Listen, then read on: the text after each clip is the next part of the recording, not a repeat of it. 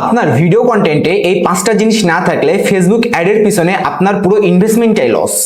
তো আমরা এখন দেখব সেই 5টা ভুল কি কি হতে পারে। আমরা দেখতে পাচ্ছি আমাদের প্রথমে আছে দুর্বল হুক বা প্রথম 3 সেকেন্ড। আমরা বেশিরভাগ সময় কন্টেন্ট বানানোর সময় একটা ভুল করে থাকি, ভিডিওর প্রথম 3 সেকেন্ডে কোনো প্রকার স্ট্রং হুক রাখি না। মনে রাখবেন, মানুষ যখন ফেসবুক স্ক্রল করে তখন তারা এই প্রথম 3 সেকেন্ডে ডিসাইড করে আপনার ভিডিও তারা দেখবে কি দেখবে না। তো শুরুতে কাস্টমারকে যদি আপনি আটকাতে না পারেন তাহলে আপনার পুরো ইনভেস্টমেন্টটাই লস। এরপরে আমরা আসি নাম্বার 2, স্টোরি টেলিং। গল্প ছাড়া যে কোনো ভিডিও দেখতে মানুষের কাছে বোরিং লাগে, আর ভিডিও বোরিং হলে কাস্টমার মাঝখান থেকে পজ করে চলে যায়।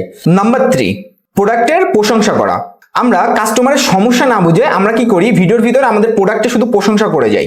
কাস্টমার কখনো আপনার প্রোডাক্টের গ্ল্যামার দেখে কেনে না, they only buy the solution.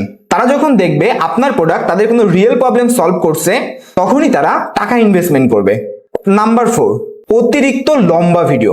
আমরা একটা জিনিস মনে করি, ভিডিও যত লম্বা হবে কাস্টমারকে তত আমাদের বুঝাতে সুবিধা হবে, এছাড়াও হচ্ছে কাস্টমার আমাদের কাছে কনভিন্স হবে। বাট এটা একদমই আমাদের একটা ভুল ধারণা। ভিডিওর লেন্থ 1 মিনিট পার হয়ে গেলে মানুষ আকর্ষণ হারিয়ে ফেলে। তাই কন্টেন্ট সব সময় অল্প সময়ের মধ্যে সীমাবদ্ধ রাখুন।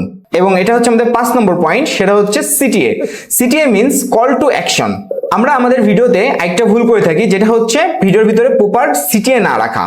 কাস্টমার পুরো ভিডিও দেখলো, এরপর সে প্রোডাক্টটা কিভাবে কিনবে? সে কি আপনার প্রোডাক্টে হোয়াটসঅ্যাপে কিনবে, নাকি ওয়েবসাইটে কিনবে, নাকি হচ্ছে ডিরেক্ট কলে? এটা যদি আমরা ভিডিওর ভিতরে ক্লিয়ার না করি তাহলে সে কনফিউশন পড়ে যাবে, আপনার ইনভেস্টমেন্টটা তখন লস হয়ে যাবে। সো শুধু ডলার বুস্ট করলেই হবে না, আপনার অ্যাডের রেজাল্ট বদলাতে হলে আপনার কন্টেন্টের স্ট্র্যাটেজিটা পাল্টান।